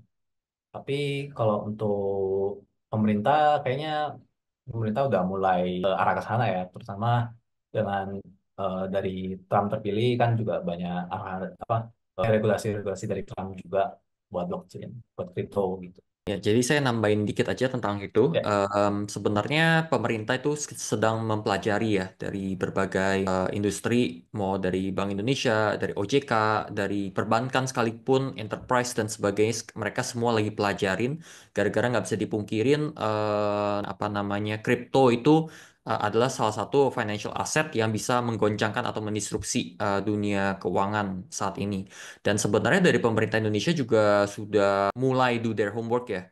Dengan mereka udah ngeluarin white papernya apa namanya digital rupiah, mereka ada roadmapnya, udah bikin POC proof of concept, sampai bahkan apa namanya yang saya tahu dari universitas terbuka yang sebenarnya punyanya pemerintah, mereka juga lagi mengimplementasi sistem sertifikat menggunakan blockchain. Nah, dari beberapa perbankan juga sebenarnya lagi ada beberapa project lah yang menggunakan utilize blockchain tersebut. Dan juga kan ini lagi udah baru-baru ini switching dari Bapepti yang mengawasi cryptocurrency menjadi OJK dan OJK lagi terus-menerus mengkaji lah sehingga mereka lebih bisa mengeluarkan apa ya kebijakan-kebijakan yang lebih tepat gitu. Dan dari OJK sendiri sebenarnya mereka ngeluarin sandbox OJK di mana yang saya tahu informasinya ada beberapa project-project blockchain termasuk tokenisasi apa namanya bonds, ada tokenisasi real world asset, real estate dan sebagainya itu udah masuk sebenarnya. Jadi biasanya pemerintah itu lebih ke wait and see. Jadi kalau sampai negara-negara panutan kayak misalnya Amerika dan sebagainya itu udah mulai maju dan udah ada sukses storiesnya di sana, baru akhirnya kita cepet-cepet mengikuti gitu, kurang lebih gitu. Jadi ya kita harus ya sebenarnya apresiasi juga sih, kayak pemerintah juga mulai do their homework untuk catch up, walaupun pasti progresnya gara-gara tanggung jawab mereka kan skala nasional ya, berbeda dengan kalau kita bikin suatu project yang skalanya ya masih suatu perusahaan gitu. Pastinya takes time lah gitu. Oke, thank you banyak Ko Jason buat jawabannya. Ini kan, oke, aku lanjut ya. Kak, tanya, ini kan industri baru ya. Bukankah ini udah harus ditingkatkan gede ya kalau mau adopsi di Indo? Karena blockchain sendiri kan banyak kegunaannya. Ya, ini kayak yang barusan Ko Jason jelasin juga ya. Sebenarnya dari pemerintah juga masih ada coba mempelajari dulu blockchain. Nanti kalau udah mungkin sudah mature gitu mungkin dari pemerintah mungkin baru nanti akan adopsi gede-gedean kali. Apakah cara buat testing code smart contract juga akan dibahas nantinya? Nah, mungkin untuk di materi kali ini, karena memang sebenarnya tujuan utamanya untuk kalian bisa ikut hackathon list, list hackathon juga. Untuk testing ini memang kita nggak ajarkan materinya, karena memang sebenarnya kalau dari pengalaman ikut hackathon juga nggak ada yang normalnya sih testing jarang gitu ya, itu. Nah, tapi kalau misalnya kalian mau pelajari testing juga, nah nanti mungkin kalian bisa join ke bootcampnya Pelita Bangsa. Apakah sebagai founder bisa juga bisnis sampingan? Vitalik contohnya. Bisa-bisa juga sih, tergantung founder apa ya. Bisa juga sih. Ya, tergantung kapabilitas kita kan ya. Apa untuk seller kit nggak bisa pakai React Native ya? Cuma bisa pakai React JS. Hmm, Oke, nice. ini saya Ya, bantu jawab. ya. Sebenarnya kita akan ada dua sesi. Saya ingetin lagi, akan ada dua sesi untuk introduction to seller kit dan juga untuk apa integration dengan seller kitnya nanti bersama CTO sellernya langsung gitu. Nah, tapi saya barusan langsung chat nih sebenarnya sama CTO seller. Dapat info untuk seller kit sebenarnya nggak bisa untuk React Native, tapi katanya untuk seller SDK bisa gitu. Tapi untuk lebih jelas lagi, silahkan diikutin nanti ya untuk ekstra kelas dan juga sesi kelima bersama Mas Dendito dari CTO-nya Seller. Oke. Thank you buat jawabannya, Ko Jason. Langsung dari CTO-nya, guys. Jadi nggak mungkin salah. Oke. Terus lanjut, apakah Derex bisa dipakai untuk bayar zakat?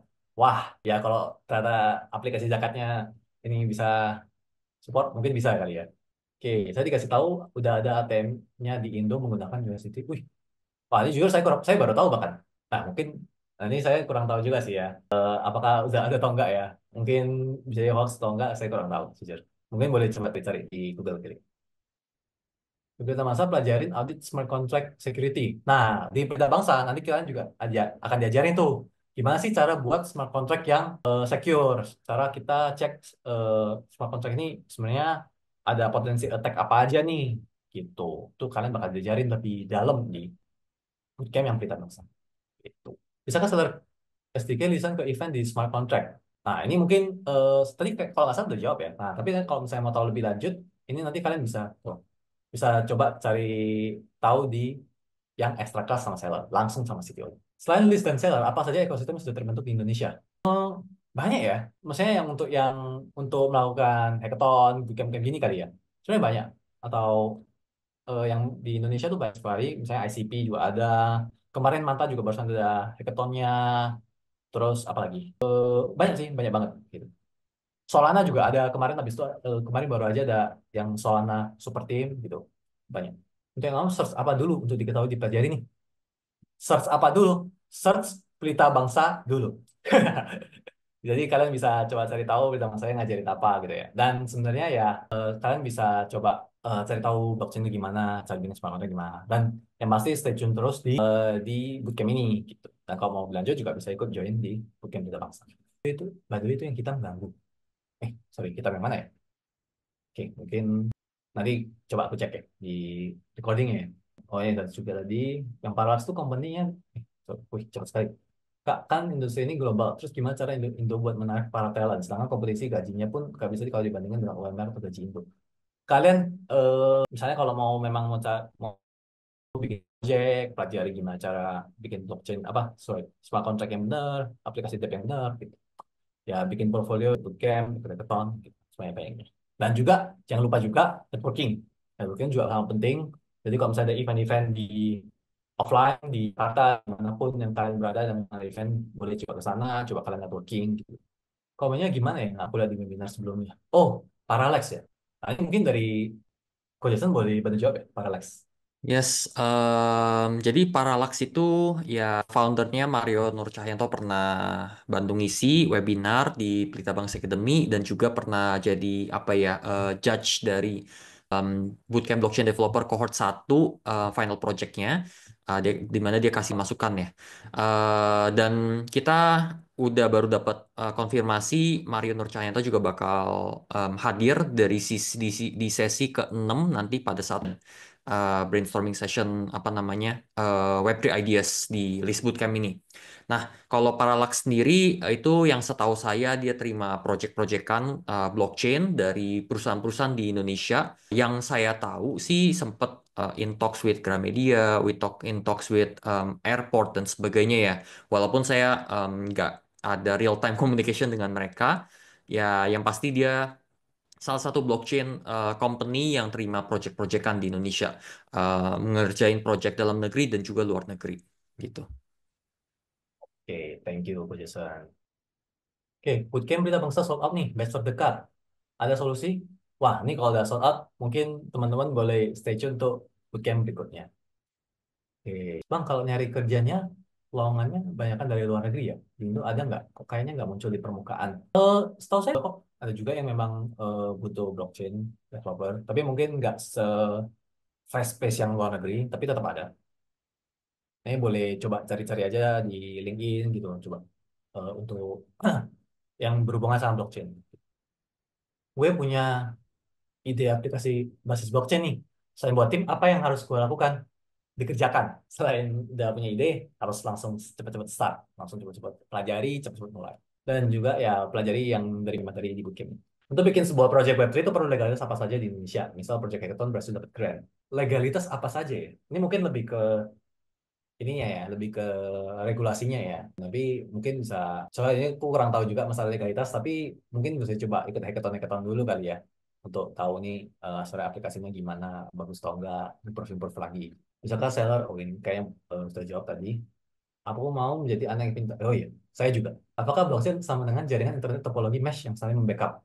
Wow, enggak one to one, enggak segitu, enggak bisa dibilang begitu, tapi ya intinya saling terhubung ya. Oh, ya, berarti blockchain itu seperti jaringan komputer yang ya saling terhubung dan saling punya data yang sama.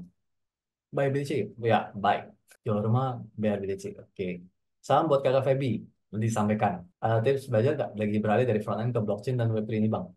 Sarannya adalah ikut di sini, ikut di bootcamp ini. Kamu tahu istilah mungkin yang kalian baru tahu, misalnya contoh apa sih konsensus? Terus misalnya tadi ternyata kurang jelas nih jelasinnya, atau kalian mau cari tahu lebih dalam, boleh tuh kalian coba ke ChatGPT, ke cloud, coba kalian searching apa sih itu konsensus. Terus habis itu kalian bingung tanya lagi, tanya lagi. Sebenarnya lebih ke kita mau encourage kalian juga nanti banyak searching-searching juga ya, karena kalau misalnya di real world-nya juga kalian harus banyak cari tahu sendiri sebenarnya kalau tidak kerja. Karena nggak ada sih yang swapin kalian buat intinya kerja gitu. Bang, kapan foto? Habis nih. Oke, ini kayaknya udah. Ya ini saya juga bisa kasih tahu ya, suruh connect ya. Legend tuh apa?